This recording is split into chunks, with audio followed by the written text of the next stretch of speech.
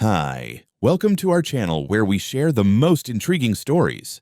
When fierce farmer Robert Miller's peaceful land is threatened by HOA queen Karen Richards cutting illegal shortcuts across his fields, a clash ignites. Armed with grit, cameras, and an old John Deere, Robert fights back, proving no luxury SUV can conquer a determined man's home turf.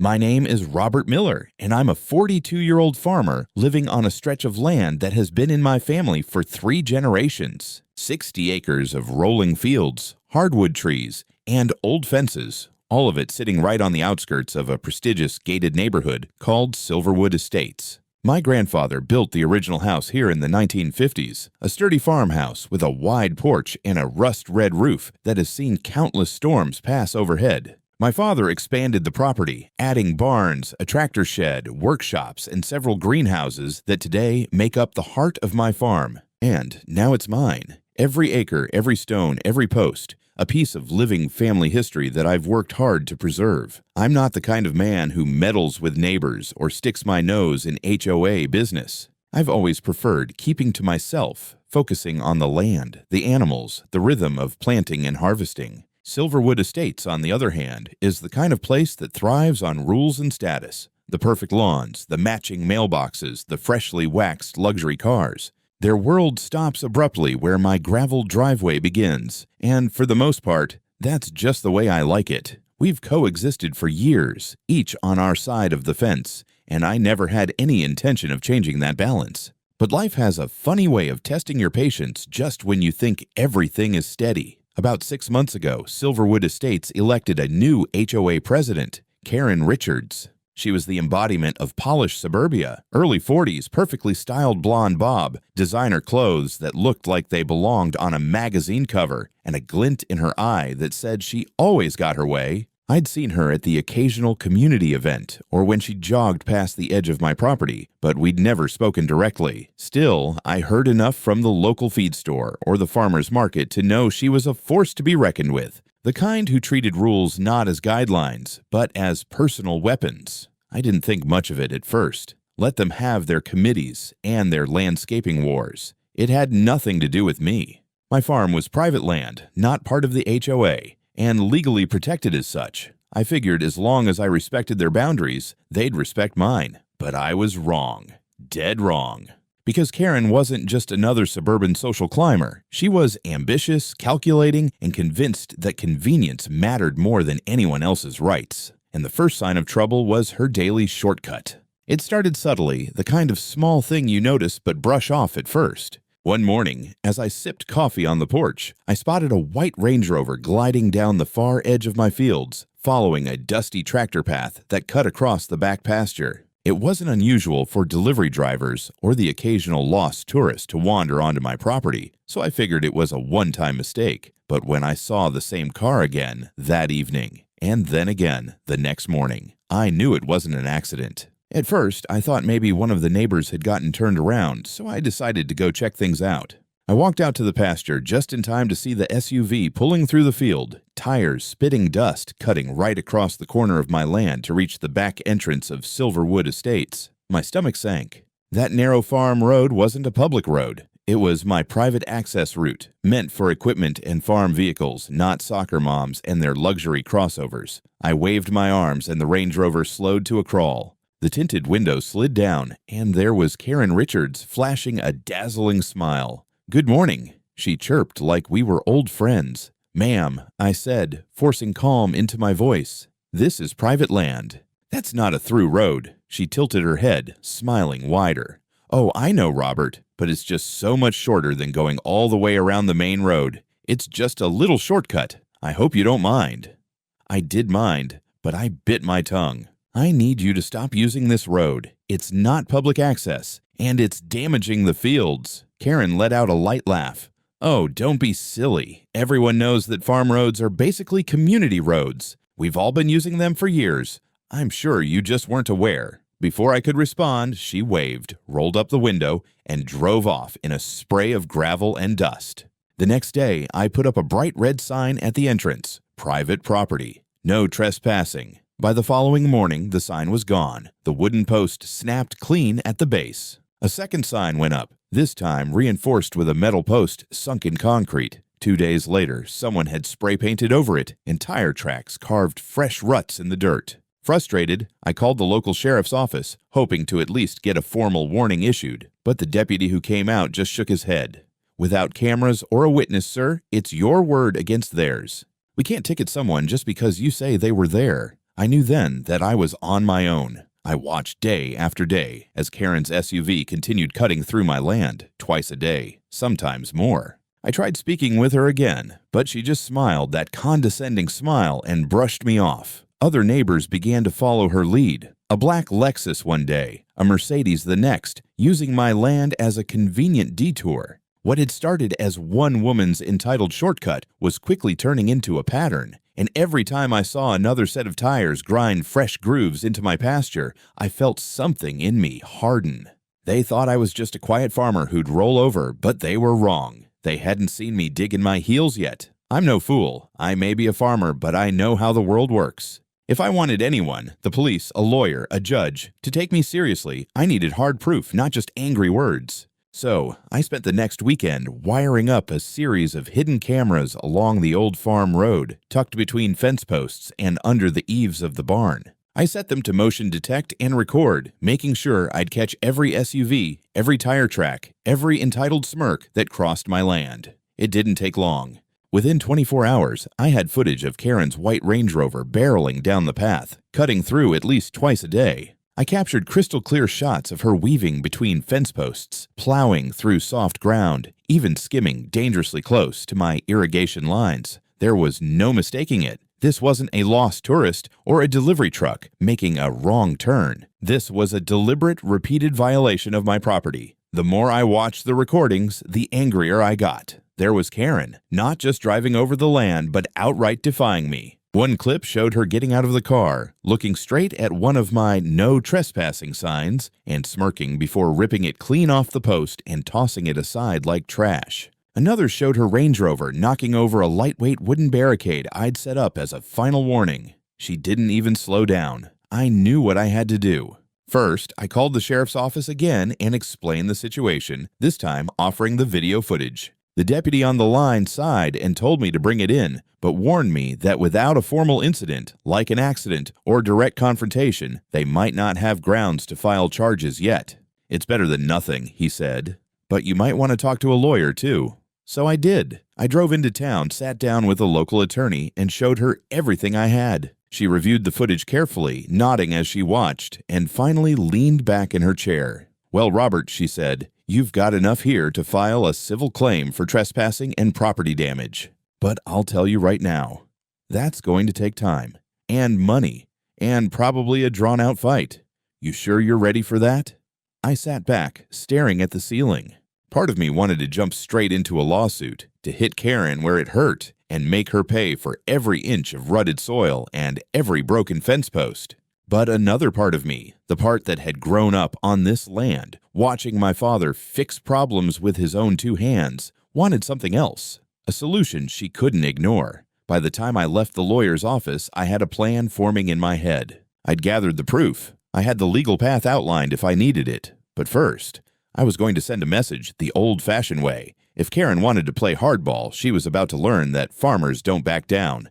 We dig in. The next Saturday, before the sun had even cleared the tops of the trees, I was out in the barn warming up my old John Deere. The big tractor rumbled to life with a deep, steady growl, shaking the floorboards under my boots. I climbed up into the cab, rolled up my sleeves, and set to work. My plan was simple. Karen's shortcut ran along a narrow strip of my property, a place where the ground was soft after recent rains, and the old tractor path dipped slightly before curving back toward the main fields. I knew exactly where her Range Rover crossed every day. The tire tracks were practically etched into the dirt. That was where I would dig. For the next 4 hours, I worked steadily, carving a trench straight across the path. I dug it wide, almost 6 feet across, and deep enough that no car, no matter how expensive or rugged, was going to cross without sinking like a stone. On either side, I piled up the dirt into mounds just to make sure there was no easy way around. When I was done, I lined the edges with bright orange flag markers and hammered in new reinforced private property,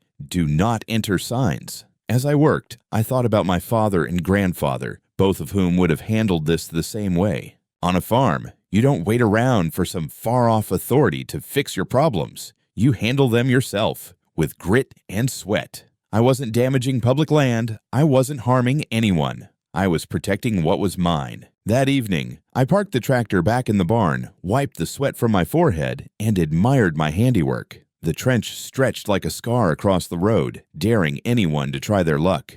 Part of me wondered if Karen would see the message and back off, but another part of me, the part that had watched her rip down my signs and barrel through my fences without a second thought, knew better. The next morning, I was ready. I made myself a cup of coffee, settled onto the porch, and waited. Sure enough, just after 8 a.m., I heard the familiar purr of the Range Rover engine. I watched as the white SUV appeared at the edge of the field, speeding confidently toward the trench. Then came the squeal of brakes, the jolt of sudden realization. Karen slammed the car to a stop, teetering on the edge of the trench, wheels spinning in the dirt. From where I sat, I could see her throw open the driver's door, leap out in a fury, and stomp toward the trench, shouting words I didn't need to hear to understand. I sipped my coffee slowly, savoring the moment. The game had officially changed. Karen had just discovered that her shortcut wasn't hers to take anymore, and I had a front row seat to watch her unravel. Karen's shrieks echoed across the field, sharp and angry, like a hawk that had just been denied its prey.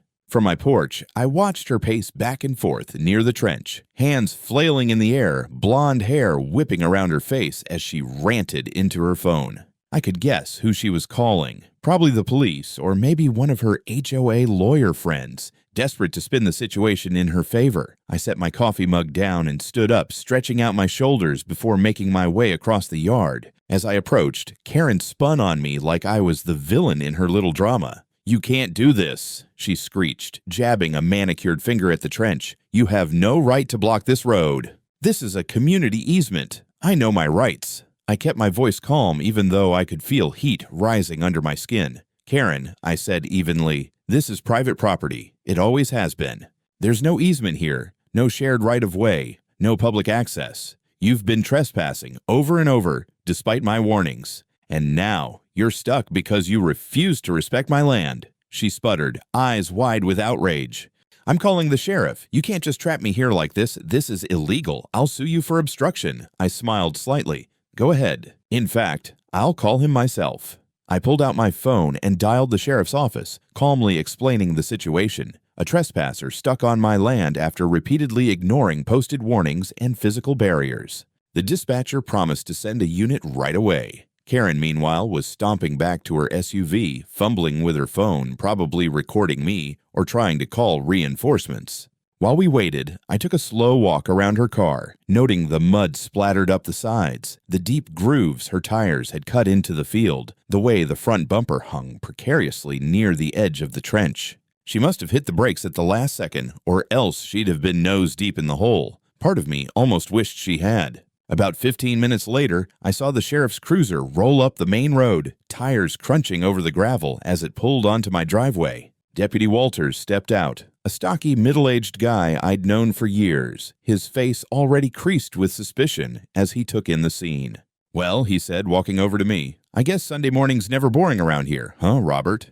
I handed him a flash drive with the camera footage and gestured toward Karen's SUV. "She's been cutting through my property for months, Walt. I've got footage, signs, even expert reports on the damage. I'm done being patient." Karen stormed over, face flushed. "Officer, this man is holding me hostage. He dug a trench to trap me here. This is harassment, maybe even kidnapping." Walters raised an eyebrow, glancing between us. "Ma'am, no one's holding you hostage. You drove onto his land. He has the right to protect his property, and from what I'm hearing, you've been warned before." Karen let out a strangled gasp, turning a deep shade of red. "This isn't over," she hissed under her breath, glaring at me like I'd just declared war. I gave her a steady look, then turned back to Walters. "Mind if I get her unstuck?" He nodded, giving me the green light. And just like that, the stage was set for a little farm-style justice. I walked back across the field, a slow, deliberate pace, feeling Karen's burning gaze follow me with every step. My boots crunched through the dirt as I made my way to the barn, where the John Deere waited like an old, faithful warhorse. I climbed up into the cab, turned the key, and felt the powerful rumble surge through the frame as the engine came to life. There was something deeply satisfying about the way that machine growled, a sound of raw power, of work, of stubbornness. Out of the corner of my eye, I saw Karen standing by her Range Rover, phone still in hand, her lips moving furiously as she argued with someone on the other end. Maybe it was a lawyer. Maybe it was her husband. Maybe it was some poor HOA board member who was about to get dragged into her mess. Didn't matter. Deputy Walters gave me a small nod from where he stood by his cruiser, arms crossed over his chest, waiting to see how I'd handle it. I drove the tractor out slow and steady, rolling up to the stranded SUV. I stopped close, climbed down, and grabbed a heavy-duty tow chain from the back of the cab. Karen's head whipped toward me, eyes wide with indignation. "What do you think you're doing?" she shrieked, taking a step toward me. I didn't even look at her. "Helping you out, ma'am, since you can't seem to figure it out on your own." She let out a high-pitched laugh, sharp as broken glass. "I didn't ask for your help. I don't want you touching my car. I'll have you arrested for damage." I shrugged, looping the chain carefully around the SUV's undercarriage, making sure not to hook it anywhere delicate. "Up to you. But unless you plan on staying out here all day, you're going to need a little pull." As I worked, I could hear her voice rising, shouting at Walters, demanding he stop me, threatening lawsuits, name-dropping lawyers and HOA board members. But Walters, to his credit, didn't flinch. He stood calmly, hands on his belt, watching with the patient weariness of a man who had seen way too many neighborhood disputes escalate over nothing. Once the chain was secure, I climbed back into the tractor, eased it into gear, and slowly began pulling forward. The engine growled, the chain tightened, and with a jolt, Karen's shiny white Range Rover lurched backward, its tires spinning helplessly as it rolled clear of the trench and back onto the edge of the field. Karen's shrieks turned into a steady stream of panicked yelps, her arms waving wildly as she scrambled to keep up. I stopped at the edge of my property line, killed the engine, and climbed down.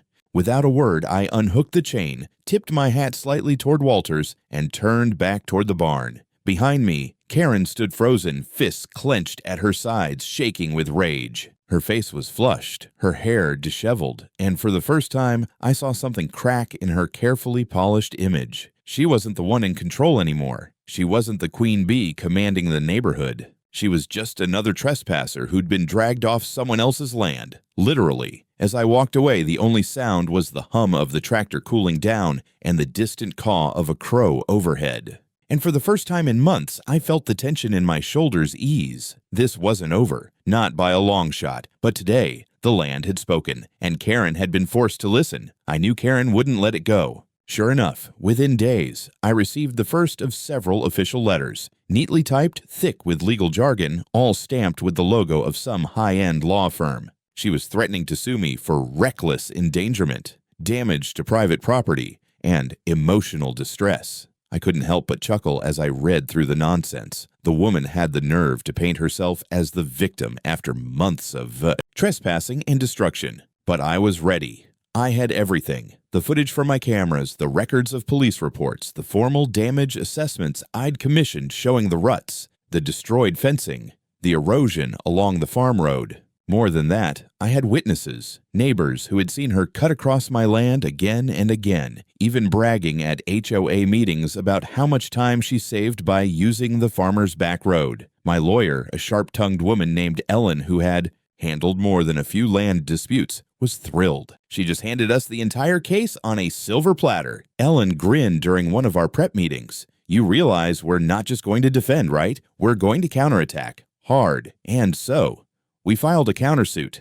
Trespassing, property damage, harassment, violation of private property rights. We tallied up the cost of the land repairs, the replacement of the fencing, the installation of new security systems, and even the downtime I'd endured when parts of the farm were unusable. The total damages? A whopping $250,000. And that was before we factored in legal fees. As news of the case spread, something unexpected happened. Other residents of Silverwood Estates started coming forward. A few timidly reached out to my lawyer, telling stories about how Karen had pressured them too, imposing absurd fines, threatening to report minor landscaping infractions, even hinting at penalties if they didn't support her HOA decisions. It turned out Karen wasn't just a nuisance to me, she had been running the neighborhood like her personal fiefdom, and cracks were finally showing. By the time we arrived in court, the media had picked up the story. Reporters clustered outside the courthouse, cameras flashing as Karen strutted up the steps in a tailored white suit, flanked by her lawyers, lips pinched tight in a thin, angry line.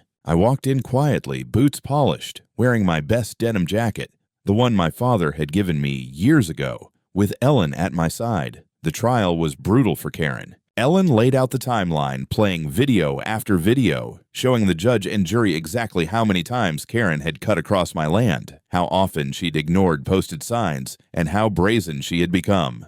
The police reports, the damage assessments, the expert testimonies, it all piled up until even her own lawyers seemed to sink lower in their chairs. But the real nail in the coffin came when former HOA members testified. One after another, they described Karen's power grabs, her backroom deals, her habit of silencing dissent. What had started as a private land dispute cracked wide open into something much bigger, a reckoning for years of unchecked arrogance. When the verdict came, it was like a wave of release. The court awarded me the full $250,000 in damages, plus legal costs, and imposed a formal restraining order preventing Karen from setting foot on or near my property ever again.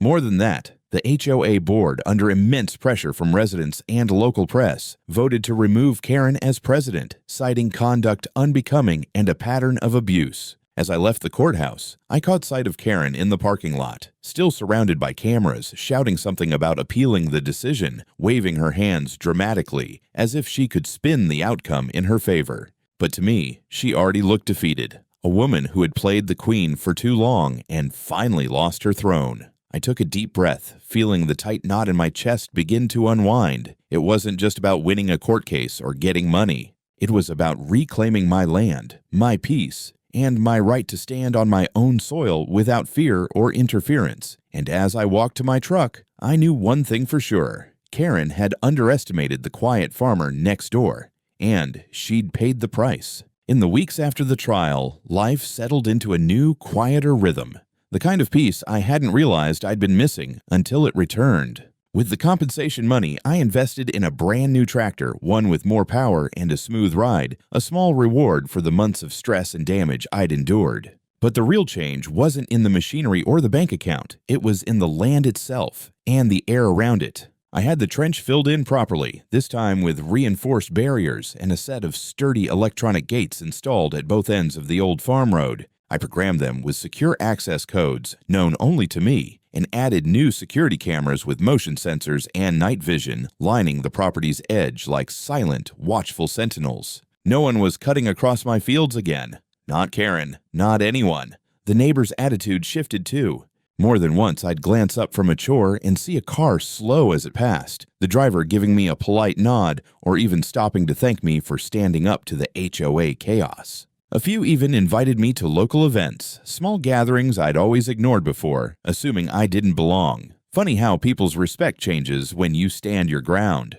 And as for Karen, well, let's just say the neighborhood queen bee wasn't quite so regal anymore. Word spread that she was under pressure from multiple lawsuits, some from neighbors emboldened by my case. Her Range Rover, the once gleaming symbol of her status, now sat parked with a bent bumper and a cracked front fender. The lasting scars of that day, I dragged it off my land with the John Deere. I saw her once walking, yes, walking, to the local grocery store, her head down, sunglasses on, shoulders tight. I couldn't help but smile. Sitting on my porch one evening, watching the sun dip low over the fields, I felt a deep, satisfying calm. The land was safe. My home was mine. The noise and trouble were gone, and I knew, with a certainty that went down to the bone, that no one, no matter how entitled, no matter how loud, was ever going to push me off my ground again.